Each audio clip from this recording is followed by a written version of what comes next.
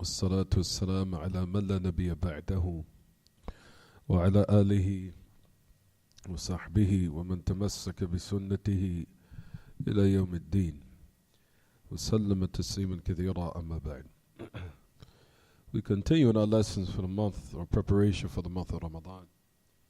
8:05 p.m. Friday, April the 5th, 2019, which agrees in the Hijri calendar, which is now the 30th night of Rajab. Well, now they're going to cite the moon to see whether or not Sha'ban started, and I have to check it because I wasn't allowed to check it yet. But either tomorrow Sha'ban or it'll be the 30th or the 30th of Rajab, or today actually. I have to check it. But at any rate, so either tomorrow will be the 1st of Sha'ban, or tonight is the 1st of Sha'ban, or is the 30th of Rajab, depending on the sighting of the moon and what the people who are experts in sighting the moon say. So it's either tonight is either the 1st of Sha'ban or it is the 30th of Rajab. It all depends on the sighting of the moon for the next month, which is Sha'ban, depending on what the experts say. So we're not based upon what a person thinks or what it's saying or what so-and-so says. Rather, it's based upon the experts who have that acuteness and have that dabt. They have that accuracy in knowing what to see and knowing how to sight the moon, what they say. We rely on what they say. So like I said, it's either tonight is the 1st of Sha'ban or it is the 30th night of Rajab. And like I said, I have to check to see what the experts say in the sighting of the moon. So, on the year of 1440 after the Hijrah of Mustafa alayhi salatu wasalam, we continue in our lesson in Buloogh Al-Maraam. We were discussing the hadith of Abu Hurairah, where the Messenger of Allah sallallahu alaihi wasallam said, "Do not precede Ramadan by fasting a day or 2 days, except a man who fasts a certain fast. Is he acclimated? He fasts a certain fast he's acclimated to doing, then let him fast that." طيب, we said that this hadith is the first narration that the great Imam Buloogh and the author of Buloogh Al-Maraam, Al-Hafiz Ahmad bin Adi bin Hajar Al-Asqalani, the one who died 852 after the Hijrah of Mustafa alayhi salatu wasalam, he inaugurated this chapter with this narration first. On the authority of Abu Hurairah. So we find that, Ya Ma'ash al-Ikhwa, as we discussed last class, we already gave the explanation of the meaning of the hadith. They do not precede Ramadan by fasting a day or 2 days. And we know if a person's intention is to fast for Ramadan just in case, then we said that is prohibited. If a person wants to fast a day or 2 days and his intention is to fast Ramadan, and he's trying to say, I want to do it out of safety, or if you want to say, I want to take precautious measures to make sure that I'm fasting Ramadan. So in this case, I want to fast today just in case tomorrow will be Ramadan. Then we know that, Ya Ma'ash al-Ikhwa, is prohibited. That is prohibited. طيب, if you look at the next narration, if you look in your books, when the authority Ammar ibn Yasir, this is قال صام اليوم الذي يشك فيه ومن صام اليوم الذي يشك فيه فقد عصى أبا القاسم. On your next narration, if you look in your books, it says, whoever fasts the day that has doubt in it, or the people who have doubt in it, then verily have disobeyed Abu al-Qasim. This next narration, if you look at your books, also gives the same explanation in regards to the previous one. So you'll find in this narration, which we're discussing here, what does it say? That the one who fasts on the day in which has doubt in, and that is pertaining to what we just read a couple of minutes ago. What did we say? A day or 2 days before fasting. Why did the Messenger of Allah sallallahu alaihi wasallam mention a day or 2 days before fasting? Meaning the end of Sha'ban. Because we know the least amount of days in every month, depending on the Hijri calendar, is 29 days. As the Messenger of Allah sallallahu alaihi wasallam, as we're going to talk about, which comes in the Bukhari, but the Messenger of Allah sallallahu alaihi wasallam said, "Yawm tis'un wa ishruna yawma." الشهر 29 يوما. That the month is 29 days, meaning that is the least. If you want to say the least, what do we mean by least? Meaning that the most can be what? 30. So if a person wants to count the month, it could be 29 or it could be 30. It could be either 29 or it could be 30. So a person would fast 2 days. For example, on the 29th, a person would say, it might be Ramadan tomorrow, so let me fast today. Then he finds out the next day is what? It's still the month of Sha'ban, meaning the 30th of Sha'ban. So then he fasted that day. He said, so I know for sure it's going to be what? Tomorrow. So let me just fast today. And I'll now fast the 2 days. Maybe perhaps that would be, or if the Ramadan might fall on one of those 2 days or what have you. Or let's just say, for example, a person fasts on the 29th, then the 30th. Then, of course, we know after the 30th day, once a person counts as 30 days, definitely Ramadan starts. So the Messenger of Allah ﷺ prohibited that one do that. Also, likewise, based upon the narration of Ammar ibn Yasir, he says that a person, if he does that, he has disobeyed Abu al-Qasim. Abu al-Qasim is the Messenger of Allah ﷺ. We know the Messenger of Allah was given the kunya of Abu al-Qasim because that the Messenger of Allah had children, and we know that he had sons. The Messenger of Allah did have boys. He did. All of them died in the stage where they were infants. They all died in the stage where they were infants, and the oldest of them was who? Akbar uladihi. The oldest of all of them was Qasim. It wasn't Ibrahim. It was Qasim. Qasim was his oldest of his sons that he had. As we know, all of them had died in the state when they were young and they were infants. But at any rate, the Messenger of Allah ﷺ was given the kunya Abu al-Qasim. So it's saying in this narration here, right, everyone, that the Messenger of Allah ﷺ, whoever fasts on that day that has doubt in it, then he has disobeyed Abu al-Qasim, meaning he has committed a sin. And he has opposed the sunnah of the Messenger of Allah ﷺ, in which he has established for his ummah not to fast the day which is called the day of doubt, not to do it. This narration here takes the hukum or the ruling of a hadith of the Messenger of Allah. Because he says it, if you notice the great Sahabi, Ammar ibn Yasir, he ascribes this affair to the Messenger of Allah. So as the Ahl Ilm, they say, Lahu hukm al-rafi', that it has the hukum or has the ruling what they call al-rafi'. Al-rafi' meaning that it takes the hukum or the ruling of a hadith that's been affirmed or ascribed to the Messenger of Allah alayhi salatu wasalam. So this narration here, Ammar ibn Yasir, takes the ruling of a hadith of the Messenger of Allah. Takes a ruling of a hadith. Why? Because Ammar ibn Yasir, he ascribed it to the sunnah of the Messenger of Allah, and he ascribed it to also a prohibition of the Messenger of Allah. And he said that a person who does it, then they have disobeyed the Messenger of Allah. That affair is what? That affair is very severe. For a person now to come with a ruling to say it's a prohibition in disobedience to the Messenger of Allah, then he definitely has some knowledge about this matter in which he ascribed directly to the Messenger of Allah sallallahu alaihi wasallam. So this is not an athar. A person would say, yes, we say it's an athar, but it takes the ruling of a hadith in the Messenger of Allah. It takes the ruling of a narration of a hadith that has been affirmed and ascribed to the Messenger of Allah directly. Because he said, whoever does this, they have disobeyed Abu al-Qasim. طيب. We talked about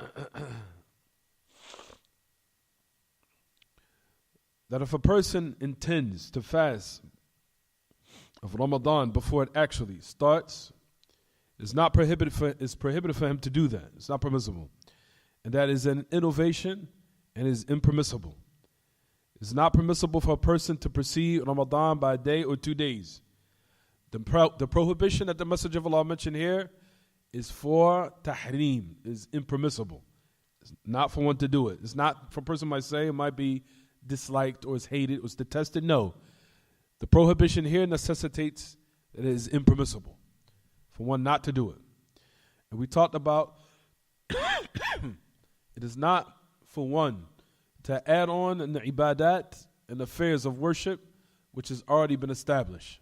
It's not for one for now increase what the Messenger of Allah had laid down.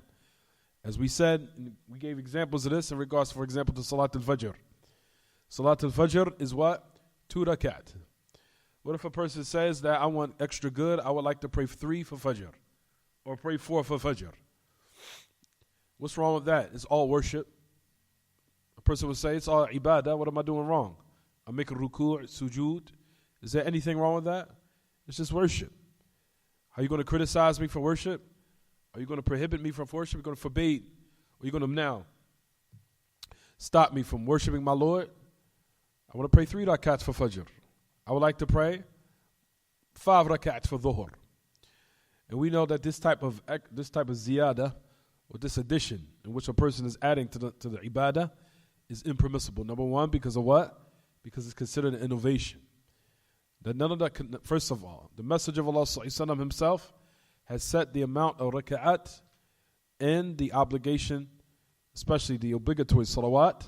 The Messenger of Allah has set the number. Also in all types of affairs of worship, you'll notice that the Messenger of Allah set a particular number for certain what? Ibadat. For certain worship or affairs of worship, the Messenger of Allah had bounded it to a certain bounded. Or he specified it to be a certain number, and that it should not be what? Increased more than that. It should not be increased or augmented, except for what the Messenger of Allah ﷺ gave as a specific number, if it's not supposed to be added or subtracted. For a person is not can pray Fajr 1 rak'ah, or pray Dhuhr 3, or pray Dhuhr 5, or pray Fajr 4, or pray Asr 2. So it's not for a person to add or subtract. He does exactly how the Messenger of Allah instructed. And similar to that is what we're saying now. For Ramadan, a person cannot say, well, I want extra good, so I would like to fast more than what has been legislated out of fear, or maybe perhaps tomorrow will be Ramadan. So the same illah, or the same reason we say it's not permissible to perform the prayers in this manner, the same thing, the month of Ramadan should not be what?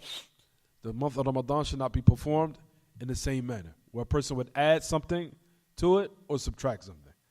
It's exactly how the Messenger of Allah set the time, and he made it easy, especially in an affair in which concerns all of his ummah. طيب. So we said, in this regard, this is what we're discussing. For now, we know that the ru'yat al-hilal, or the sighting of the moon, which we're going to discuss in the next hadith, that Ramadan only starts from those two affairs. Either, number one, by the sighting of the moon, or number two, by completing the 30 days of Sha'ban. That's it. No more, no less. That's it. So the Messenger of Allah ﷺ prohibited that Yawm al-Shak. So you notice that that Ahl Ilm, that they call that day in which the people so-called want to fast out of safety precautions measures they want to take, as they call it. I want to take a safety precautions measure that tomorrow might be Ramadan, so let me just fast tomorrow, or just in case, even though it's not sure whether or not it will start tomorrow or not. Let me just do it just in case. That is called the day of Shak, the day of doubt. It's called Yawm al-Shak. Yawm al-Shak. That is called Yawm al-Shak. Either the 29th or the 30th day of Ramadan, in which you'll find, why is it called the day of doubt though? It's called the day of doubt due to the fact that there might be some type of clouds, or there might be some darkness or something blocking the vision of the moon. Something that's hindering the people's vision. Some darkness, some type of hindrance, or something that's blocking the vision or the sighting of the moon. Whether it be clouds, whether it be darkness or blackness or smoke, doesn't matter. Some type of hindrance. If that hindrance is there and the people cannot sight the moon, and it's not sure whether or not tomorrow will be Ramadan or not because the people can't see it, that is called Yawm al-Shak. That's called the day of doubt. That is called what, everyone? The day of doubt. And like we said, it's not permissible for one to fast that day out of fear, or if they want to say, I want to take and be secure or sure that Ramadan might be tomorrow, so let me just fast tomorrow. And like we said, that is impermissible. We'll read what the great Imam that he mentions. It says, especially the great Imam, Sheikh Zayd ibn Hadi al-Madkhali, hafidhullah, where he mentions, it talks about what we're discussing right now. We said, in this is the prohibition عن التعجيل بالصيام يوم أو يومين قبل دخول رمضان على سبيل الاحتياط. That's exactly what we're saying. وعلى أساس أن ذلك ربما يكون من رمضان وقد استثنى الناظم من كان له صوم يعتاده فوافق آخر يوم أو يومين من شعبان فإنه لا محظور في ذلك، يعني لا محظور في ذلك الصيام. وقد استند الناظم في تقرير هذا التفصيل في الحكم على ما رواه الشيخان. To the end of it. It's exactly what we're saying. He said the prohibition of one being hasty by fasting a day or 2 days before Ramadan comes in. Doing it out of what they call safety precaution, particular safety precaution. He said, على أساس أن ذلك ربما يكون من رمضان. Doing it basically by saying perhaps maybe it will be Ramadan. Then you'll find that he says, except that the person that's accustomed to fasting a specific fast, he was acclimated to doing, and it agrees with the last day or 2 days before the month of Sha'ban is over. For in that, there's no prohibition in him fasting those 2 days based upon that exception that we gave in the previous class. What's that exception, everyone? What's the exception? Say it again. Say it again.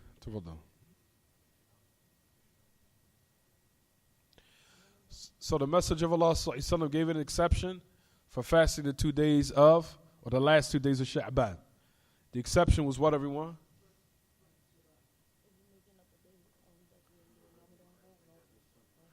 Anything that's considered a fast that he's accustomed to fasting. Whether it be Monday, Thursday, whether it be Ayyam al-Bid, whether it be, let's just say the fast of Dawood, whether it be 3 days, 3 days out of every month that the Messenger of Allah highly emphasized that one fast, 3 days out of every month. Or that he does every Monday and Thursday. Or for example, he does the fast of Dawood. Or for example, let's say he's making up an obligatory fast. He's making up an obligatory fast. All those type of fasts, if one makes it up in the last 2 days of Sha'ban, then it's permissible for him to do that because his niyyah is not for Ramadan. His intention is not for Ramadan. So in that case, he can fast those 2 days with this exception that we just mentioned. If it's a fast that he used to do, he's accustomed to doing it, whether it be Monday, Thursday, or the other different sunan. The Messenger of Allah ﷺ highly emphasized for us to fast, then on those particular days he can do it. So that's the reason why you'll find even the great Imam, Sheikh Zayd, he goes on to say, he says, if it agrees with the last day or 2 days of Sha'ban, of what he's accustomed to doing, or acclimated to doing, from Monday, Thursday, and that happened to fall on those 2 days at the last month of Sha'ban, or the fast of Dawood, or other than that, then there's no prohibition in that. He says, you'll find that the tafsir, or the details of this, is what comes in Shaykhan. And we already discussed this hadith. The hadith and the evidence for that is here. In your books, it says it clearly. Except a man that's accustomed to fasting a particular fast, then let him fast that. So the Messenger of Allah gave an exception here. So that's what we're saying. The great Imam at-Tirmidhi, Abu Isa, Muhammad bin Isa at-Tirmidhi, did he mention this? Al-Jami'. He says, وَالْعَمَلَ عَلَى هَذَا عِنْدَ أَهْلِ الْعِلْمِ كَرِهُوا أَن يَتَعَجَّلَ الرَّجُلُ بِصِيَامٍ قَبْلَ دُخُولِ رَمَضَانِ لِمَعْنَ رَمَضَانِ. The great Imam, Muhammad ibn Isa, Abu Isa, Muhammad ibn Isa at-Tirmidhi, Sahib al-Jami', which you guys are familiar with, he said at the end of this hadith, which is in your books, he says that implementation, or the people of knowledge acting upon this narration, has been affirmed with the people of knowledge. And they detest, meaning they find it haram, that a person would hasten by fasting a day or 2 days before the month of Ramadan, or before the inauguration of the month of Ramadan, with the meaning that it is Ramadan. Meaning with the intention that it will be, or maybe perhaps it will be what? Ramadan. طيب. قال ابن القيم mentioned in Zad al-Mu'ad, the great Imam, Al-Alama. Ibn al-Qayyim mentioned in his book called Zad al-Mu'ad fi khayri hadi al-ibad, which you'll find that Ahl al-Ilm called the book Hadi. Ibn al-Qayyim in his book called Zad al-Mu'ad fi khayri hadi al-ibad. Listen what he goes on to say. He said, وَكَانَ مِنْ هَدِيهِ أَنْ لَا يَدْخُلَ فِي صَوْمِ رَمَضَانِ إِلَّا بِرُؤْيَةٍ مُحَقَّةٍ أو بشهادة شاهد واحد كما صام بشهادة ابن عمر وصام مرة بشهادة أعرابي واعتمد على خبريهما ولم يكلفهما لفظ الشهادة فإن كان ذلك إخبارا فقد اكتفى في رمضان بخبر الواحد وإن كان شهادة فلم يكلف الشاهد لفظ الشهادة فإن لم تكن رؤية ولا شهادة أكمل عدة شعبان 30 يوما. انتهى كلامه. This is what Ibn al-Qayyim says in Zad al-Ma'ad. He says, from the guidance of the Messenger of Allah, that he would not enter, meaning of the month of Ramadan, or make it obligatory for fasting the month of Ramadan, except by the citing that has definitely been what? Affirmed. Or by the testimony of what? One individual. We'll discuss that inshallah. The testimony of one individual, meaning one Muslim. We'll talk about that. He says, كَمَا صَامَ بِشِهَادَةٍ, just as the Messenger of Allah fasted by the testimony of Ibn Umar, and he fasted another time by the testimony of the Bedouin, of one Bedouin who informed him. And the Messenger of Allah relied upon what they informed him. And he وَلَمْ يُكَلِّفْهُمَا لَفْظَ الشَّهَادَةِ, and he did not burden them by uttering the shahada or taking the shahada, because they already affirmed it. He said, فَإِنْ كَانَ ذَلِكَ إِخْبَارًا فَقَدْ اكْتَفَى فِي رَمَضَانِ بِخَبْرِ الْوَاحِدِ. He says, and if it's based upon what we've been informed of course, then you'll find that the Messenger of Allah sufficed by starting this tremendous worship by what? The news of how many people? One. بخبر الواحد.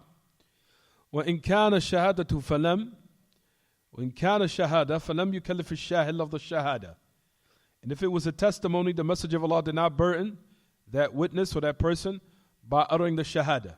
He just acts. You testify, it's going to come. It's in your books. Don't worry. It's in there. He said, فَإِن لَمْ تَكُنْ رُؤْيَةً, so if there's no vision cited, and there's no testimony of someone coming and bringing forth their testimony to say that I testify that I've seen the sighting. If those things are not fair, then the last method is that a person, as Ibn al-Qayyim mentions, he completes what? The amount of days of 30 of Sha'ban, he completes them, and then after that he knows definitely that Ramadan has what? Has started. So it's either by what? By the sighting, or by what? By completing 30 days. That's it. No more, no less. No more, no less. طيب. So that's the reason why we said it's impermissible for what? For one to fast the day of doubt, and it's not befitting for the Muslim to do that. بحكم الاحتياط, by saying I'm going to do it just in case, or it's taking safety precautions measures. No. Rather, the affair has been what? محلول بحلول or بالحل الشرع. Rather, the affair has been what? The problem has been solved by the legislated solution, which is either by the sighting of the moon that has been affirmed or completing 30 days. That's it. 30 days of Sha'ban. So that's in regards to what we discussed. So the first two hadith here in this book, Ya Ma'ashal Ikhwa, what does it affirm? So the first two narrations we just took, it says what? That on the authority of Abu Hurairah, that the Messenger of Allah ﷺ prohibited what? That one fast the day of doubt. And likewise, in that other, if you look in your books, on the authority of Ammar ibn Yasir radiyallahu anhu ardah. طيب, keep in mind, like we said, that the meaning of doubt is because there's something hindering the people from seeing the moon, or there's some type of hindrance, or there's something that is hindering for the sighting of the moon, for the sighting of the moon to be actually what? To be sighted. From them, like we said, either it could be from blackness, it could be from smoke, it can be from numerous different types of elements that might hinder one's vision. But however, the reason why it's called the day of doubt again is because it might be what? It might be some type of blackness or some type of smoke or clouds or what have you. And that's great, just like was with the great Imam Ibn Fawzan that he mentions. It says, إذا حال دون رؤية الهلال غيم أو قطر يعني غبارا أو قتاما فلم يرى الهلال ليلة الثلاثين فهذا يسمى يوم الشك لأنه يحتمل أنه تمام شعبان ويحتمل أنه من رمضان وهو مشكوك فيه والشك هو التردد بين أمرين لم يرجح لأحدهما الشك هو التردد بين أمرين لا مرجح لأحدهما فإن ترجح أحدهما فإنه يسمى ظنا. He says the day of doubt, he says, for example, is the day or the 30th day of Sha'ban. If something comes in between the vision or the sighting of the moon, a hindrance such as a cloud, or such as blackness, or such as smoke, or fog, or whatever it is. And it's the 30th night of Sha'ban. That is called the day of doubt. He says, because maybe perhaps that it is completed Sha'ban. Maybe perhaps it might be tomorrow, the month of Ramadan. He says, so the affair has some doubt in it, or has doubt in it. And we know that doubt, it says, it is reluctance or hesitancy, or want to be hesitant between two matters or two affairs, that he's not able to say which one is the strongest. That's the meaning of doubt. But if he has some type of what feeling of which one might take precedence over the other, he said then it's called what? Dhannan. Then it's called what one might think. Well, I think that might be what? Correct. But the meaning of shak or doubt is that one is hesitant. He's reluctant between two affairs. He's not able to say one or two is what? One or two is clearer than the other. So that's the meaning of doubt. He says, والموجود هنا الشك لأن يوم الثلاثين من شعبان لم يرى الهلال لغيم أو قطر. هناك احتمال أنه من رمضان وفي احتمال أنه من شعبان. ولهذا يقول عمار بن ياسر الصحابي الجليل إلى آخر الحديث. So that's the reason why we said that this particular day of what they call the day of doubt is impermissible for one to do. طيب. The opinion is that the majority of Ahl Ilm, which is the correct opinion, is upon the impermissibility of fasting the day of doubt. And that is the position of the great Imam Shaykh al-Islam Ibn Taymiyyah, rahimahullah, and Ibn al-Qayyim. And also the great Imam Shaykh Muhammad ibn Abdul Wahhab, rahimahullah. And all the ulama of Najd, the ulama of Da'wah and Najd. They are upon, which is the correct opinion, that it is impermissible to fast the day of doubt. As far as what comes in the madhab of Imam Ahmad, that we say that statement is the weak opinion and is not aided by any evidences from Kitab and Sunnah. But the opinion of the madhab of Imam Ahmad, that we say that the Imam Ahmad is rewarded for his ijtihad, but Ashab al-Madhahib al-Hanbali, that there's no evidence supporting their position that the day of doubt actually should be fasted, as you'll find that they say. But you'll find that the A'imma say that there's no statement that's accepted in opposition to the Kitab and Sunnah. And what is the strongest opinion is what Allah and His Messenger says. That for that particular day, it is impermissible for one to fast. And to avoid it is obedience to Allah and His Messenger. Is it clear, everyone? طيب. So let's read the next hadith. The next hadith, if you look in your books, it says, وَلَهُ فِي حَدِيث أَبِي هُرَيْرَةَ فَأَكْمِلُوا. Oh, excuse me, I'm sorry, everyone. The hadith Ibn Umar. The next hadith is on the authority of Abdullah ibn Umar. What a message of Allah sallallahu alayhi wa sallam mentioned, it said, oh, excuse me, قال سمعت رسول الله صلى الله عليه وسلم يقول إذا رأيتموه فصوموا وإذا رأيتموه فأفطروا فإن غم عليكم فاقدروا له. الحديث متفق عليه. ولمسلم فإذا أغمي عليكم فاقدروا له 30. وللبخاري فأكملوا العدة 30. وله في حديث أبي هريرة رضي الله عنه وأرضاه فأكملوا عدة شعبان 30. طيب. من يثاري أبو عبد الله بن عمر قال سمعت رسول الله صلى الله عليه وسلم يقول that I heard the message of Allah صلى الله عليه وسلم say, read your books, focus. If you see the hilal, if you see the sighting of the moon, fast. And if you see the sighting of the moon, then break your fast. فَإِنْ غُمَّ عَلَيْكُمْ فَاقْدِرُوا لَهُ. And if it's not clear to you, the affair becomes ambiguous. It's not clear, meaning it is due to some hindrance, clouds, fog, dust, or any of those matters, then فَقْدِرُوا لَهُ. Count the days. Count the days. And that narration is in the most highest authenticity. The most highest of authenticity, which is muttafaqun alayhi, is agreed upon Bukhari Muslim. There's a narration in Muslim, فَإِذَا أُغْمِي عَلَيْكُمْ فَقْدِرُوا لَهُ 30. If the affair becomes unclear to you and ambiguous, count the 30 days. Count the 30 days. Or measure the days of 30. Just keep it simple. Count the 30 days. For Bukhari, the Messenger of Allah said, count the period of time 30 of Sha'ban. In another narration of Abu Hurairah, count the period of time of 30 days for Sha'ban.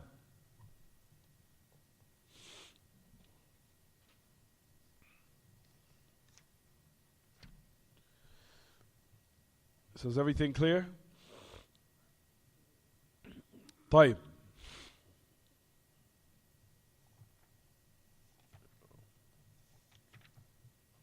Please tell me I lost it.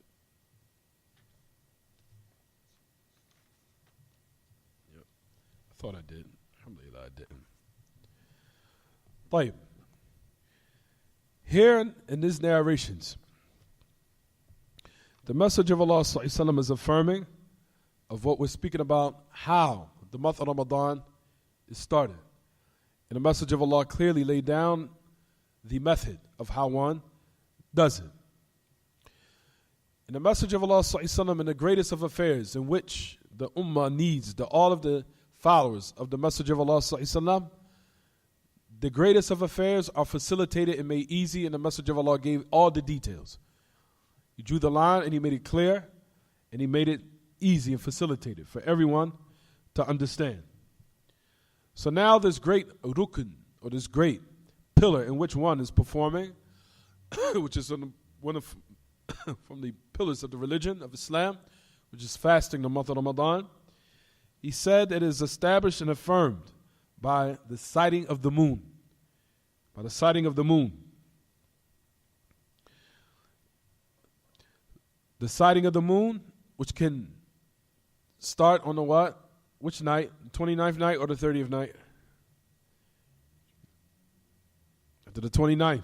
After the 29th, one starts looking. You can still investigate now to go sight the moon or to find out whether or not the moon has been sighted.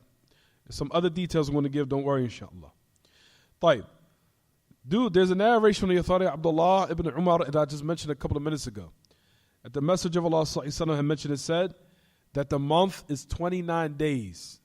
That the month is 29 days. Do not fast until you see the sighting. And do not break the fast until you see the sighting. If the affair becomes ambiguous and not clear, then count the days, meaning the 30 days of Sha'ban. Is it clear what I'm saying so far, everyone? So the Messenger of Allah said that the month is how many? 29. So if a person would say, I want to start deciding around the 27th, I want to start deciding around the 28th, on the 28th day, is that correct? No. Deciding will start on the 29th night to see whether or not that whether or not the moon has been sighted. For maybe perhaps after the 29th, like we said, Ramadan might start due to the fact of the sighting. After the 29th, and it's the 30th, of course, then the 30th is completed, then we know definitely for sure that Ramadan is what? Has definitely started. Is it clear so far, everyone? طيب. So the Messenger of Allah ﷺ said, if the affair becomes unclear to you, then complete the period, time of 30 days of Sha'ban. طيب.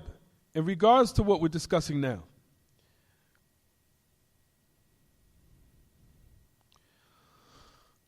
the month of Ramadan starts by the sighting. The sighting of people who know what to look for, of course. Not for any Joe Blow to say, I saw it. It's the first person, so-and-so on 60th Street, 60th of Market, say, yo, I saw the moon. Yo, I saw it. No. Or someone even here on Market Street or Delaware, because Delaware has Market Street on the corner of Delaware across the street at a cheesesteak store. It just says, for example, oh, yo, I saw the moon. No. Nor do we also rely on the Ikhwaniyin. Nor do we rely on the people of Bid'ah. As you'll find that there's a lot of people that like to rely on the people, the Sufis and the Ikhwanis. No. They are not reliable. Some of them use what they call al-hisab al-falaki. Some of them like to use the so-called technological space sighting based upon the position of the stars, because they think that is more accurate than just merely sighting the moon. Some of them do that. They say we have now technology and they use what they call al-hisab al-falaki. That is also not acceptable. You understand, everyone? So a person relies on one who's thiqah, who's reliable. He's an expert. He has expertise. He has qualifications to know what he's looking for. And that is the reason why usually you'll find that a lot of us rely on the ru'ya of Saudi Arabia or another country. Don't worry, I'm going to give the details in that, inshallah. A person would say, طيب, you'll find there's aqwal from Ahl Ilm that say that each country and land has its own sighting depending on the zone that they're in. If they're all in one zone, then all of them should use their own sighting. If one country sees the moon or the sighting, and they're in the same zone, then all of them should use that particular sighting. We'll discuss that, inshallah. That is an opinion of Ahl Ilm that is strong. But however, we're in Baladul Kufr. We're in a country of disbelief, the country of the non-Muslims are dominant. So based upon the affair being the case, then we rely on the ru'ya or the vision of another country that has expertise and they know what they're looking for and they're reliable in their sources and their resources that they use. And we'll discuss that in a minute. But at any rate, so now, the opinion is, so we're discussing now how Ramadan starts. Let's just say, during the time of the Messenger of Allah ﷺ, we know that the companions, some of them was Abdullah ibn Umar, who approached the Messenger of Allah and informed him about the sighting. And another one was an Arabi, or a person who was what? He was a Bedouin who came and informed the Messenger of Allah likewise, who was a Sahabi. He was also a Sahabi. He was also a companion, who also informed the Messenger of Allah of the sighting. The Messenger of Allah ﷺ utilized just one testimony of an individual and sufficed by that. You'll find that in these matters, especially in the greatest affairs of worship, the Messenger of Allah ﷺ only utilized the narration or the testimony of one individual, in which you'll find that these narrations are called how the Messenger of Allah accepted the news of one individual.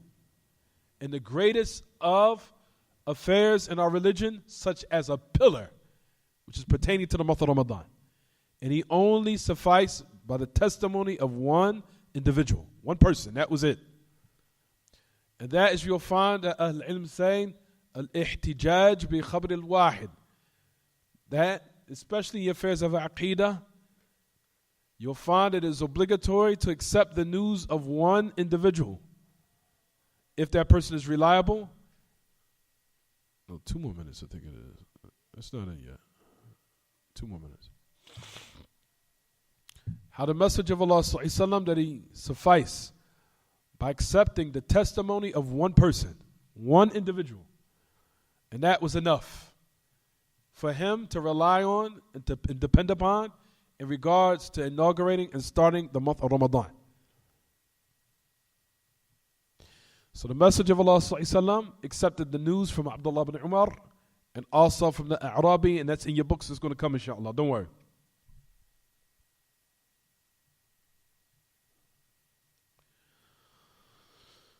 So the strongest opinion we're going to say right now is, the strongest opinion is sufficing by the testimony of one Muslim. Shahadatu rajulin or shahadatu adlin. Shahadatu adlin. The testimony of a adl. Adl. Adl meaning that he's Muslim, he's from the people of Ahl Iman, Ahl Qibla, and al-ghalib ala halihi al-istiqama lillahi tabarak wa ta'ala. That in most cases, of course, is that he is upright, or he has uprightness with Allah tabarak wa ta'ala. And also, likewise, we know he has expertise, and his vision also is what? Is accurate. His vision is what? Accurate. There is a little bit more details you'll find that the great Imam Ibn Uthaymeen mentions in his explanation, Zad al-Mustaqna', meaning that person have accuracy in his vision. He has accuracy in his vision. For example, he said, what if a person is blind? You understand what I'm saying, everyone? You get the call now? Okay, tafadal. So strongest opinion is that one can suffice with the testimony of one shahadatu rajulin muslim. That is the strongest opinion. Let him call you there.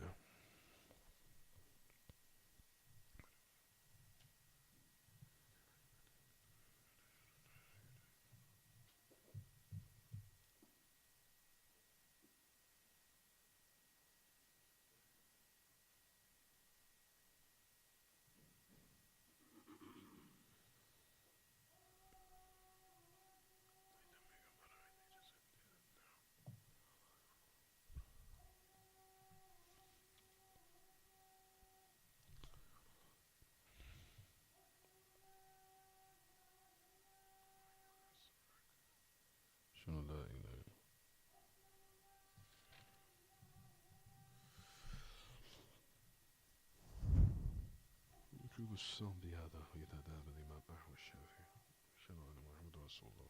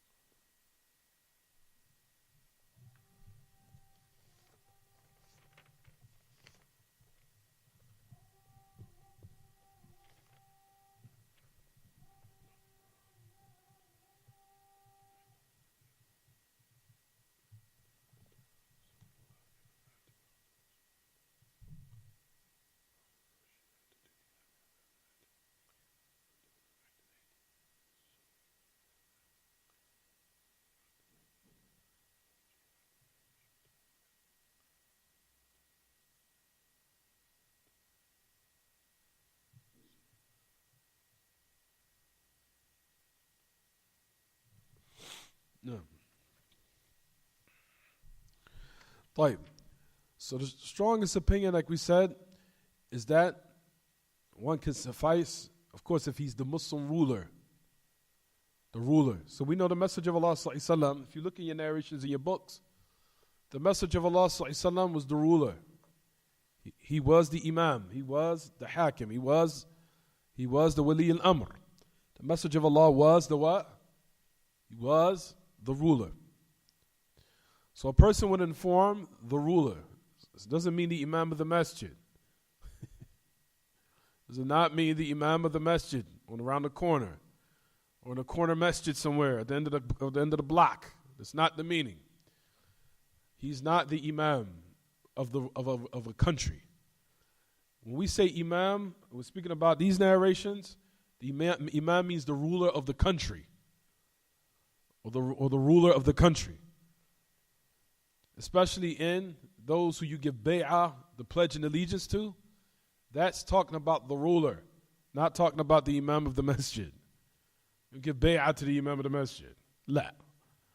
Of course, you respect him and hold him in high esteem, and you show respect, no doubt. You have to have respect for your leaders of your community. There has to be some type of respect and reverence, no doubt. But we're not talking about to the point where you give bay'ah. You're giving a pledge of allegiance. That's ignorance. Let's talk about the Muslim ruler of the country. That's something different. So the Messenger of Allah ﷺ, when Ibn Umar came and testified that he seen their sighting, he went to the ruler, who was the Messenger of Allah at the time, and informed him. So the strongest opinion is to suffice by using one testimony. Is it clear what I'm saying, everyone? And when the month is over, meaning when Ramadan is over, because we know after the month of Ramadan is over, the next month is what, everyone? Shawwal. So how do we end the month off? We end the month off by one testimony likewise. The strongest opinion here in this regard is the utilization of what? The testimony of two upright individuals. All right? Now, that is the strongest opinion.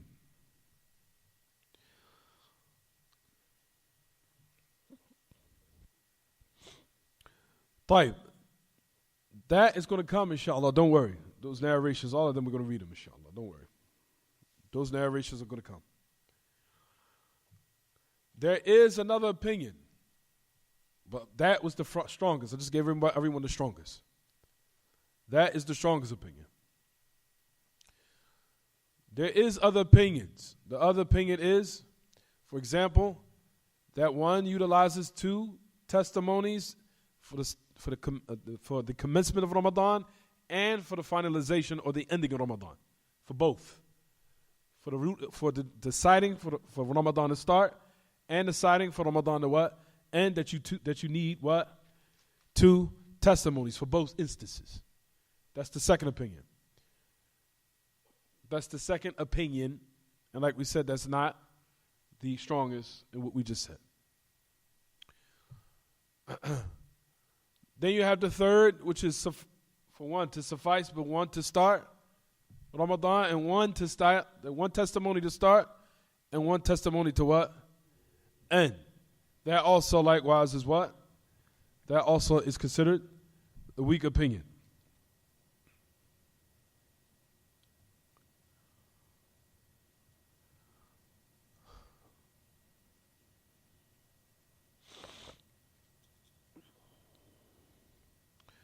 طيب. So that is what we just mentioned here.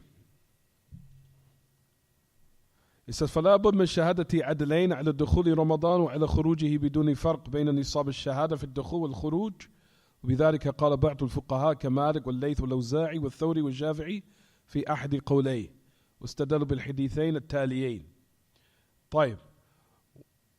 وسألتهما وإنهما حدثوني. To the end of it. I'm going to give the people, give them the strongest what we say. طيب. ثالث. Oh no, I just want to read the strongest.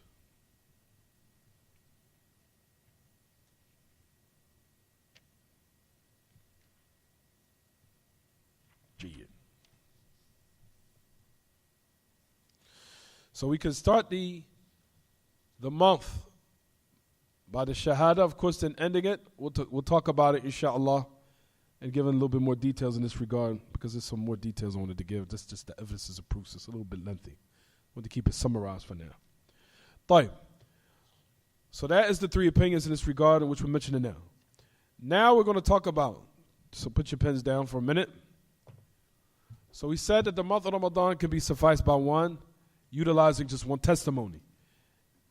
And those are the evidences and proofs to show that the Messenger of Allah sallallahu alaihi wasallam in a lot of instances sent one individual for the most greatest of knowledge, which is the Aqidah, in which he sent Mu'adh ibn Jabal to Yemen. He sent one individual, and there was other Sahabi that he mentioned, but we know that he specified Mu'adh ibn Jabal and sent him to Yemen, specific parts. We informed the people of the greatest knowledge, which is the knowledge of the Shahada. Also, there was a time what happened where the people were praying. And it happened in Masjid, which is known Masjid Bani Salama, and which is known as Masjid Qiblatayn. I used to live right next to it in Medina. They called the Masjid of the two Qiblas. Why they used to call the Masjid of the two Qiblas, or the two directions? Why? Because at one time, we know during the time of the Prophet ﷺ, they were praying towards Bayt al-Maqdis. They're praying towards Palestine, which is Bayt al-Maqdis, in the Masjid al-Aqsa. Then we know that the Messenger of Allah ﷺ, Allah revealed the ayah in regards to now the Qibla being changed. He says, لَقَدْ نَرَى تَقَلُّبَ وَجْهِكَ فِي السَّمَاءِ فَلَنُوَلِّيَنَّ قِبْلَةً تَرْضَاهَا. It's the ayah, Surah Al-Baqarah. Allah Ta'ala says in his book, قَدْ نَرَى تَقَلُّبَ وَجْهِكَ فِي السَّمَاءِ فَلَنُوَلِّيَنَّ قِبْلَةً تَرْضَاهَا. That Allah says, we've seen that which you have of you being disturbed of what you've been now either being reluctant towards or facing. He's memorizing. Of what he's been facing as far as what your face has been turning here or there. So now we're going to give you a qibla on which you will be pleased with. فَوَلِّ وَجْهَكَ شَطَرَ الْمَسْجِدِ الْحَرَامِ. So now turn your face towards Masjid al-Haram, which is in Mecca. The point of the matter is what happened in that same masjid in Al-Madinah, which is called Masjid Bani Salama. I used to live right next door to it. Not that far. I used to live in the same neighborhood in Medina. There was a messenger, and I think it was Ka'b ibn Malik. We'll discuss it, inshallah. It was Ka'b ibn Malik. The Messenger of Allah sent, I think it was Ka'b ibn Malik. I have to check it. It was Ka'b ibn Malik. He sent him while the people were praying. And he hollered out while they were in the middle of praying. He said, verily the Qibla has been changed. He was only one man. There was a lot of people praying. One person came. He said in the midst of while they was praying, they all turned the direction towards the Kaaba while in the midst they were praying. In the midst of while they were praying. Notice that the Muslims had all accepted the news of what? One person in the middle of a great worship, which is the prayer. And they relied on his one message and his one testimony to the point where they what? Changed to face a different direction in the salah while they were performing it. So as to show that there was an affair that was known from the Salaf, that they used to take, accept narrations of a one individual if he was reliable, he was a person that had accuracy, he's a person that had sharpness or acuteness in what he was delivering or what he was saying. They would work by his message and his testimony without any reluctancy.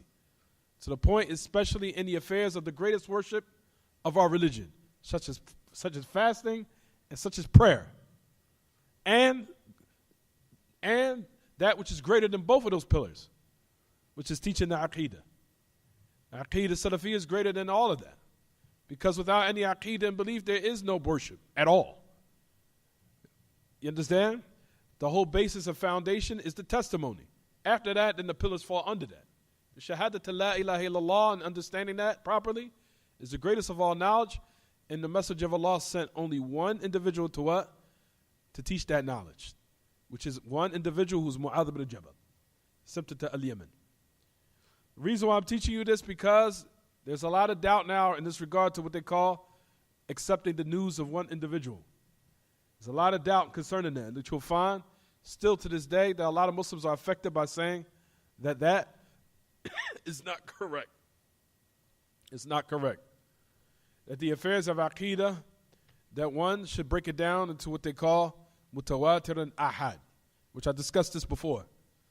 that you say that all the affairs, the most important of them is the belief system, it all should be mutawatir. It should not be ahad. They say it should be numerous amount of narrators, where there's so many that you cannot deny it, instead of it coming from the news of one individual or one sahabi or one chain, as they say. One chain is not enough. It should be more narrators. More sahabi should have what? Narrated, in order for us to have surety that that news has been affirmed upon the Messenger of Allah sallallahu alaihi wasallam. This is something that is new, and this is something that none of the Salaf had known. Rather, the only thing they used to look at in the chain is whether or not it's authentic. Whether or not one sahabi or one companion narrated it, or whether it was one, or whether it was three, or whether it was 20, or whether it was 15, that the condition or the prerequisite for us to accept a narration, for it being authentic, that it had to be, for example, 10 companions conveying it, or 6 companions conveying it, or 4 companions conveying it, or 20 companions conveying it. That is something that has not been what? Been established or known. Rather, if one narrator narrated it, meaning one companion, and that chain of narrators is authentic, then we take it and we also work by it and we believe it firmly, as it being from our belief system. Is it clear what I'm saying, everyone? So that's the reason why we're discussing about the affairs of Khabr al-Wahid. Trust me, there's a lot of deviants out here, and they will put doubt in you about the affair of the acceptance of the testimony of one individual, which is called Khabr al-Wahid, the news of one individual. They'll put and cast doubt in you about it. Do not believe them. Trust me. I'm going to bring some evidence some more in the next class when I have some time, in which the affair of the acceptance of the news of one narrator being reliable and being sharp and accurate in his news and understanding is something that is firmly established amongst the understanding of the Salaf. So that's the reason why I was mentioning that, just to put a little bit more emphasis on it. But the last thing before we end the class, oh no, what's wrong? My allergies. It's officially started. طيب. In regards to now, I'm going to continue this next class. I'll give you guys the rest of the details. This is it's a little bit lengthy.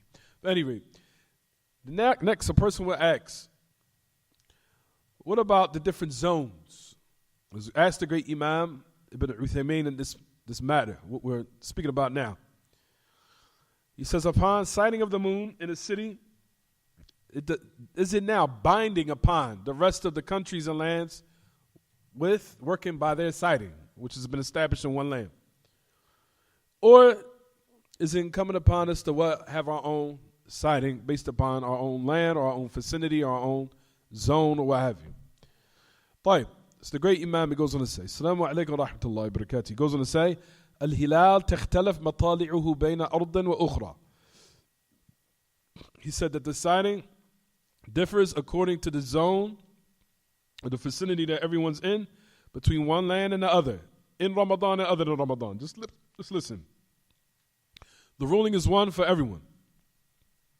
However, I see that the people agreeing on one thing, and that, for example, to follow what the Amir of the Jali al-Islamiyya, or the Islamic generation, of course, on that particular land. Now listen to what he says. Fi bilad ghayr al-Muslimin. He says, I agree. He says, I see that the people that they agree on one thing, to follow what the Amir of the Jali al-Islamiyya fi bilad ghayr al-Muslimin. But there is no Amir here. So that's when I negate that. There is no Amir here in the lands or the countries of non-Muslim lands. There is no Amir. He says, لأن الأمر في هذا واسع إن شاء الله حيث أن بعض العلماء يقول متى ثبت رؤية الهلال. Now listen to this. في بلد الإسلام في أي قطر لازم الحكم جميع المسلمين في جميع الأقطار الإسلامية كتبه محمد بن صالح العثيمين. That's one thing. He said that some of Ahl Ilm that they mentioned is saying, when the sighting of the moon has been established in Islamic land, or any country of the Islamic land, he says then the hukum that is binding upon all the Muslims in all of the different countries. That's one opinion. Just keep listening. That's one. Just listen. I want to get down. Let me just give the summary. This is a little bit detailed. I like to give the summary, then I give the details later. You give the strongest opinion of what is correct, then you get the details. Because people you give a bunch of details, they get thrown off. طيب.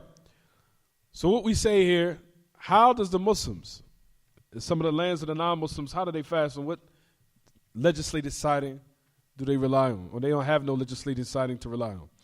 He said, فَإِنَّ هَؤُلَاء يُمْكِنُهُمْ أَن يُثْبِتُوا الْهِلَالَ عَنْ طَرِيقٍ شَرْعِيٍّ وَذَلِكَ بِأَن يَتَرَاءَوْا الْهِلَالِ إِذَا أَمْكَنَهُمْ ذَلِكَ. He said, for verily, for example, for them, is that they see the moon by a legislated method. And that is where they try to go out and see the sighting, if they're able to do that. Does anybody have any expertise here? They can see their sight the no moon? No, they don't. So basically, what's established here in this question has been what? It's not applicable. طيب. So a person would say, what about the deviant sects? As we know, they're not reliable. So no one can say we rely on the Ikhwanis, or let's rely on the Masjid of Kawthar, or let's rely on Masjid Ibrahim. All of them are Ikhwanis and Warith al-Din. All of them, they're not reliable with us. They're not. So no one should rely on their what? Sighting. Because they don't know what they're looking for. They're not usually reliable. And plus, on top of that, like we said, they're muttaham, and they're accused in their belief system, and we don't find them reliable. So that's number one. So number two, he goes on to say, if they're able to do that, if they're not able to do that, now listen to this. For verily we say with the first statement in this matter, when the ru'yat al-hilal has been established in the Islamic country, then verily they can work in accordance to their sighting. Whether or not they see it themselves or they don't see it. Is it clear? So basically, let's just sum it up. What's it saying, everyone? Saying that the sighting of a moon based upon looking in another country or the sighting of another country, Islamic country, is acceptable. It's acceptable. One can utilize it. However, like we said, there is, we're going to say there is other statements of Al-Ilm, and I'll give the other statements later. Don't worry. That what Shaykh al-Islam Taymiyyah mentions about the zones. That person or people are in a specific zone or area, and they're in the same zone, even though they're different countries, and one of them see that sighting, then the whole people in that particular vicinity and zone should work by their sighting, depending on the zone or the area they're in. So that is pertaining to Muslim countries who are in a specific zone. So that is a statement of Ahl-Ilm. But that's not our case. First, we're not in a Islamic country. Then on top of that, we do not have people who have the correct expertise in order to see this sighting accurately or to know what they're looking for. And where did they attain their expertise to go see it? So based upon that, you'll find that the people that they utilize the sighting of Saudi Arabia in order for the people to start the month of Ramadan, so it can be easy and facilitated for the people, and do not be from amongst those who busy themselves and wasted their time, because every year they started, especially on social media, because our people love drama, they're going to start the back and forth verbal confrontation of, well, there's a statement from Shaykh al-Islam Taymiyyah says that you can see the sighting of that every zone, every land has its own sighting, and that depending on the zone, if you're in, that you use that sighting based upon the same zone, vicinity that you're in. See, that's a statement from Ahl-Ilm. Yeah, actually, we know that. There is a statement that Shaykh al-Islam and other than that from Ahl-Ilm that we do consider for Islamic countries. For the Islamic countries, yes, that they have their own sighting and they can work by their own sighting. And there is statements from the Salaf from them doing that. What happened with Ibn Abbas and what happened with Muawiyah is what we'll discuss, inshallah. With Ibn Abbas, they fasted and they were in Al-Madinah. They fasted and started Ramadan Saturday. Muawiyah, who was in Sham, started the fast on Jumu'ah, Friday night. Which shows that what? The sightings can differ. So that is a statement from Ahl-Ilm. However, Muawiyah was the Khalifa. And there was a Muslim ruler also in Al-Madinah. So there was a what? Muslim ruler. It was a Muslim country and it was a Muslim land. We're talking about the Muslims now who are not Islamic countries. What should they do? This is what they do. We make it easy. That's the reason why the people utilize the citing of what we rely on and deem it to be and believe it to be reliable, which is the citing of what's in Saudi Arabia and make it easy. And that's it. Alhamdulillah. So do not be fooled, everyone, by those who try to say what? That they're going to have a verbal confrontation over the internet saying one should go, no, we need to have our own sighting. Yeah, you know what to look for. But you're going to stand on the bridge over the river, Delaware River, over Schuylkill River, stand over the bridge and try to stand in a high place, you know what you're looking for. No. So like we said, we're not going to rely on so-and-so from on the corner of 60th and Market or, for example, 58th and Market or anything of those affairs. We're not going to go by nonsense. We're going to buy affairs that are well established by experts that have 60 years of expertise, knowing what they look for, and they're very accurate in what they see, and they know what they want. They know what they're doing. So that's the reason why we utilize the ru'ya of what has been done over years and years of experience. And those who we rely upon to start our ibadah of siyam. So we're going to discuss this in more detail Sunday, inshallah. Don't worry. So I gave everyone the strongest opinion in this regard, but I want to get some more details. There is going to come a little bit more details. طيب, inshallah. Any question about the lesson? تفضل.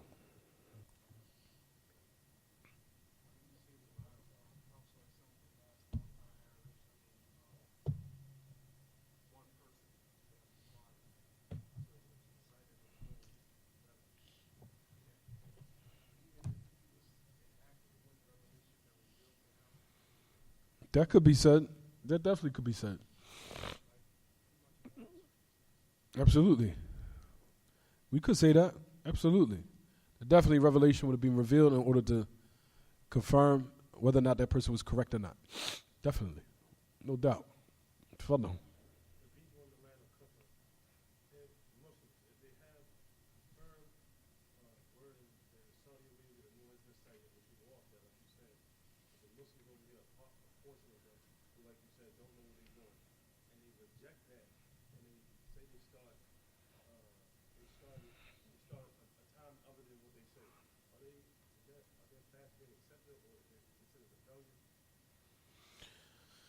We can't say it's rebellion. For the most part, firstly, I'm going to say this. As far as the unification of the Muslims, or trying to unite the Muslims upon one siding is impossible. First of all, it's impossible. It's impossible because, based upon what Shaykh al-Islam even mentioned, he said each zone has its own siding. Now listen to what Ahl al-Ilm say. Just as each zone has its own time for prayers. It's the same thing. Is there any way that you can unite all the Muslims upon the same time for prayers all over the dunya? It's impossible. Isn't it not impossible? Is it impossible or is it not impossible? Or is it impossible? Person would say, we need to unite the vision. Unite the sighting of the moon. You need to unite. First of all, this is not considered any khilaf that's going to bring any separation, division between the Muslims. It shouldn't be looked at it like that. Just as we have different times for prayers. To the point where even in other cities and other zones and in the lands have different times for prayers. Does that consider ikhtilaf amongst the Muslims? No, it isn't. So why are you making it an opinion of wala wal bara? That's first thing. Why are you making it an opinion of allegiance or disallegiance, or one taking a person close or disavowing himself based upon these affairs? It's not even affairs that's going to affect the Muslims. It's not.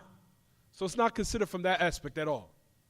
Whether or not we can unite the sighting or not is irrelevant. For you to now brag and boast and let's see, this is the things about the Muslims, they can't come together. First of all, it's not even considered an affair of khilaf. It's not. Just as, like we said, you cannot unify all the Muslims all around the world abroad upon all the same prayers at the same time. And nobody considers that to be what? Ikhtilaf. It's the same thing about the what? The sightings. Same exact thing. Due to the fact there's different time zones and different lands, there's going to be different what? Sightings. It's that simple. It's going to be that simple. Let me finish my point. So that's the first thing. The second thing is, you'll find that even Ahl Ilm say, you'll find that a lot of the Muslims these days, they ramp and rave, or they always speaking about, we need to unite the Muslims upon one sighting. He said, well, how come you guys do not say, let's unite the Muslims upon one aqidah, which is the most important out of all these affairs. You don't ever see them going on the internet, putting out, we need to unite the Muslims. Yeah, unite them upon what? The most important thing is, let's skip now, unifying the sighting of the moon. Put that to the side. Let's go way beyond that. To now so-called gain unity, legislated unity, not innovated unity. Let's all unite the Muslims upon one aqidah. Let's ramp and rave about that.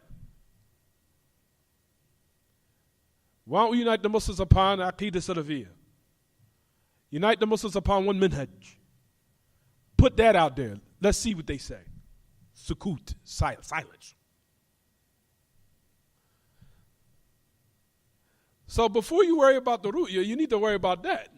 Because that's the most important affairs. Because that's what's really going to bring unity. But you're not saying nothing about that. So you want to just brag and you want to talk, waste the people time by saying, let's unite the Muslims upon one, what? One sighting. And you can't. Third thing. Also, the sighting of the moon is not that big of a, if a people is of a day or 2 days off. Usually, it's only a day off, the most 2 days, and that's it. Because there's no way you can go after 30 days. After 30 days, you're just considered majnoon. After that, you're just considered crazy. Anybody that says you go after 30 days of Sha'ban, and you still saying, well, I'm not fast on Ramadan, everybody's going to consider you bil ittifaq, agreeance that you've lost your mind. You're just plain absolute arrogant. You just reached the heights and the decadence of arrogance. And nobody's going to look at you with a sane mind. You get what I'm saying? So like I said, it'll be off slightly, so it's not really going to cause any big confusion like that. Even though, like we said, Ahl Ilm, or the people who's upon Al-Haq, we do what's the safest to take in regards to our religion, which is to do what Ahl Ilm gives us instructions to do, which is the what?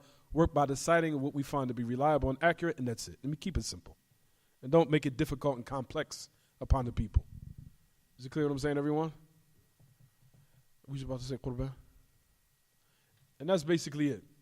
So I said, firstly, number one, that the ru'ya, you cannot combine, don't worry about trying to unite the people upon one sighting.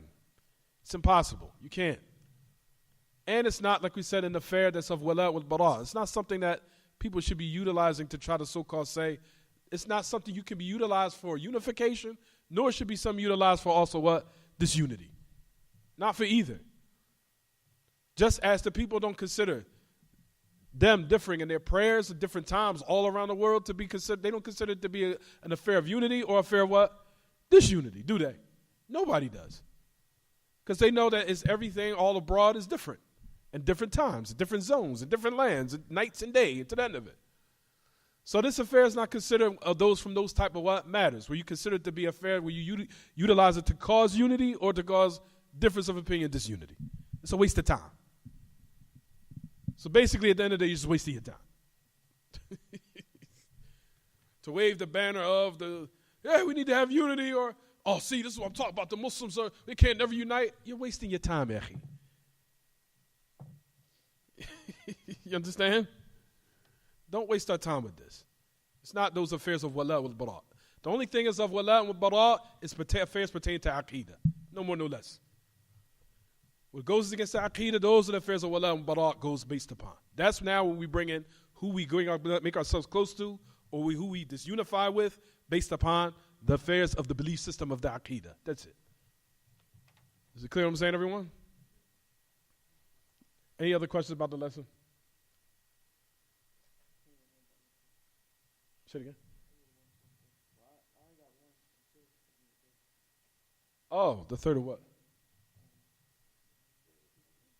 Oh, that you need. You can use one testimony of one person for when it comes in and when it's over. When Ramadan comes in and when it's over. That's the weakest. That's the weakest. Like I said, I gave you guys the summary. The details are going to come Sunday. All right? Sure. طيب. تفضل.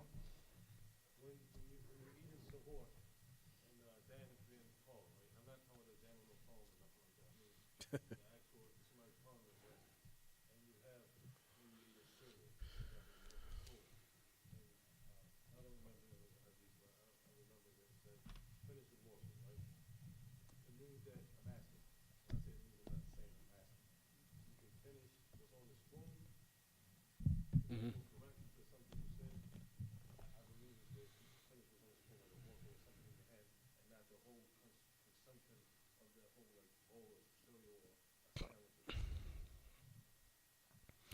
If it's basically for the most part, it's considered if you have a little bit of food left, just finish it up. That's it. You have some food left. It's a little bit left. It's on your plate or what have you to finish it. You're allowed to do that. If it's a big meal, like you have all this food around you, no. But if it's a little bit amount of food left, a portion that's left, you can finish it, even though you're the event. No. We're going to explain that. That's going to come, inshallah. What's going to come? Any other questions about the lesson? هذا وصلى الله وسلم وبارك على نبينا محمد وعلى آله وصحبه سبحانك اللهم بحمدك أشهد أن لا إله إلا أنت أستغفرك وأتوب إليك